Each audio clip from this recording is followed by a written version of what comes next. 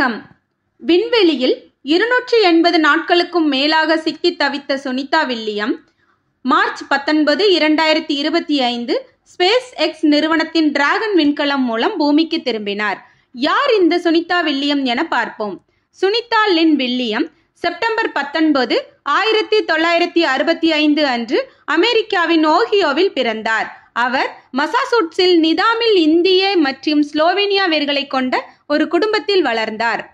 அவரது தந்தை தீபக் பாண்டியா ஒரு இந்திய அமெரிக்க நரம்பியல் நிபுணர் மற்றும் தாயார் உர்சுலின் போனி பாண்டியா ஸ்லோவேனியா வம்சாவளியைச் சேர்ந்தவர். சுனிதா உயர்நிலை பள்ளியில் பயின்றார்.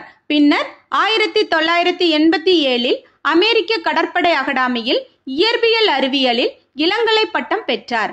பின்னர் 1995 புளோரிடா இன்ஸ்டிடியூட் ஆஃப் டெக்னாலஜியில் பொறியியல் மேலாண்மையில் முதுகலை அறிவியல் பட்டம் பெற்றார். அமெரிக்க கடற்படை அகாடமியில் பட்டம் பெற்ற பிறகு சுனிதா கடற்படை அதிகாரியானார் மற்றும் ஹெலிகாப்டர் பைலட்டாக பயிற்சி செய்தார்.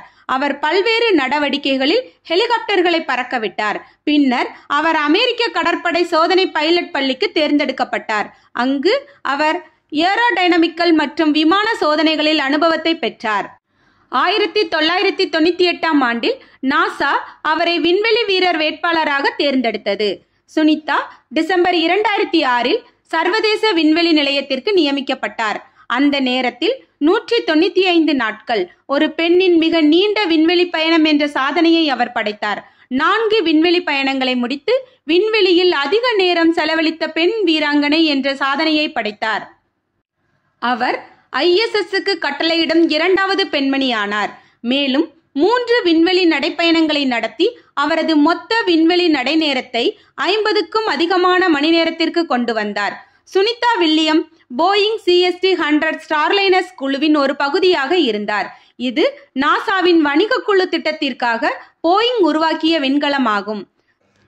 ஜூன் 5, 2024 போயிங் நிறுவனத்தின் ஸ்டார்லைனர் விண்கலம் 8 நாட்கள் ஆய்விற்காக சர்வதேச விண்வெளி நிலையத்திற்கு சுனிதா வில்லியம் மற்றும் பூட்ஸ் வில்மோரை அனுப்பியது. ஆனால் தொழில்நுட்ப கோளாறுகள் காரணமாக அவர்கள் பூமி திரும்ப முடியாத சூழல் ஏற்பட்டது. இந்த தாமதம் 9 மாதம் 13 நாட்கள் வரை நீடித்தது. விண்கலம் வேலை செய்யாததால் அது மனிதர்கள் இன்றி பூமிக்கு திரும்ப, ஆனால் வீரர்கள் மட்டும் மீண்டும் புதிய வழிகளில் வரும் கட்டாயம் ஏற்பட்டது. அமெரிக்க நாட்டு விண்வெளி வீராங்கனை சுனிதா வில்லியம் விண்வெளியில் பல சாதனைகளை படைத்தவர். 9 மாதம் விண்வெளியில் பயணம் செய்தபோது பல அசாதாரணமான அனுபவங்களை சந்தித்தார். வெகு விசித்திரமான உண்மைகள். சுனிதா வில்லியம் நிலவோ பூமியோ இல்லாமல் நுண்ணழிவு சூழலில் டோய்லஸ் என்ற சிறிய நாய்க்குட்டியை கொண்டு பூமியை சுற்றினார். விண்வெளியில் நீர் மிதந்து செல்லும் சூழலில் சாதாரணமாக குளிக்க முடியாது. அதனால் சுனிதா நனைத்த துணியை உடலில் தடவி குளித்தார். பூமியில் போல தூங்க முடியாது. அவருடைய உடலை ஒரு இடத்தில் கட்டி வைத்தே தூங்கினார். சுனிதா சர்வதேச விண்வெளி நிலையத்தில் டென்னிஸ், யோகா, ஜாக்கிங் போன்றவற்றை செய்தார். நீண்ட நாட்கள் விண்வெளியில் இருந்ததால் பூமியை திரும்ப வந்தபோது அவரது பார்வையில் சில மாற்றங்கள் ஏற்பட்டன. சுனிதா வில்லியம் விண்வெளியில் 233 நாட்கள் தங்கி இந்தியர்களுக்கு பெருமை சேர்த்தவர். விண்வெளியில் 9 மாதங்களுக்கு அதிகமாக தங்கி பல்வேறு சோதனைகளை சந்தித்த சுனிதா வில்லியம் இன்று வலுவாக பூமிக்கு திரும்பியிருக்கிறார். ஸ்பேஸ் எக்ஸ் நிறுவனத்தின் டிராகன் விண்கலம் மூலம் அவர் புளோரிடா கடலில் வெற்றிகரமாக இறங்கினார். இந்நிலையில் ஸ்பேஸ் எக்ஸ் டிராகன் விண்கலம் சுனிதா வில்லியம் மற்றும் பிற வீரர்களை மீட்க அனுப்பப்பட்டது.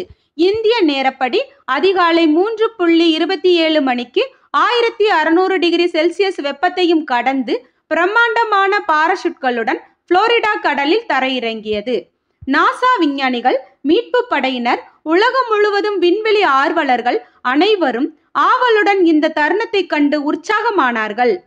விண்வெளி வாழ்க்கையின் தாக்கத்தினால் சுனிதா சந்திக்க வேண்டிய சவால்கள்.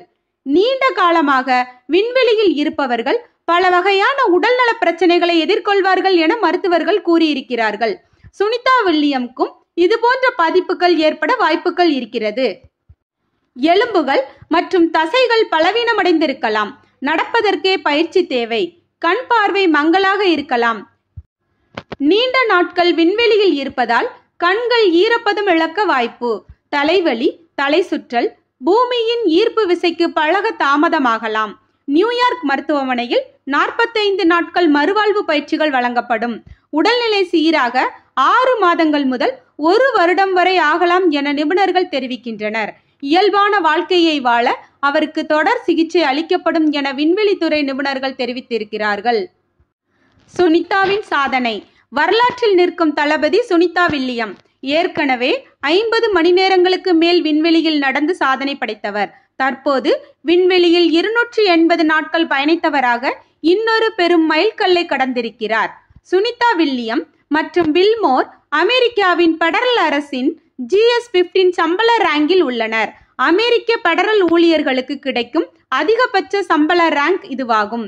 இதில் அவர்களுக்கு ஆண்டுக்கு அடிப்படை சம்பளமாக $1,25,133 முதல் $1,62,672 இந்திய மதிப்பில் ரூபாய் 1.08 கோடி முதல் ரூபாய் 1.40 கோடி கிடைக்கும். இது மட்டுமின்றி விண்வெளி வீரர்களாக இருப்பதால் அவர்களுக்கு பல்வேறு சலுகைகளும் கிடைக்கும். அமெரிக்காவில் உள்ள பெரும்பாலான அரசு ஊழியர்களைப் போலவே விண்வெளி வீரர்களுக்கும் ஹவுஸ் அலவன்ஸ் வழங்கப்படும். மேலும் உலகிலேயே அதிக ஆபத்தான வேலைகளில் ஒன்று செய்வதால் சுனிதா வில்லியம் போன்ற விண்வெளி வீரர்களுக்கு விரிவான சுகாதார காப்பீட்டு திட்டமும் வழங்கப்படும். இவரது விடாமுயற்சி, துணிச்சல், மனோதிடத்தை பாராட்டாதவர்கள் இல்லை. சுனிதா போன்று விண்வெளி கனவுகளுக்காக பலரும் முன் செல்ல வேண்டும் என்பது இன்றைய தலைமுறையின் அடையாளமாக இருக்க வேண்டும். இதுபோன்ற செய்திகளை தெரிந்து கொள்ள ழ ஊடகத்துடன் இணைந்திருங்கள். ழ ஊடகத்திற்காக லட்சுமி ஜெயபாலன்.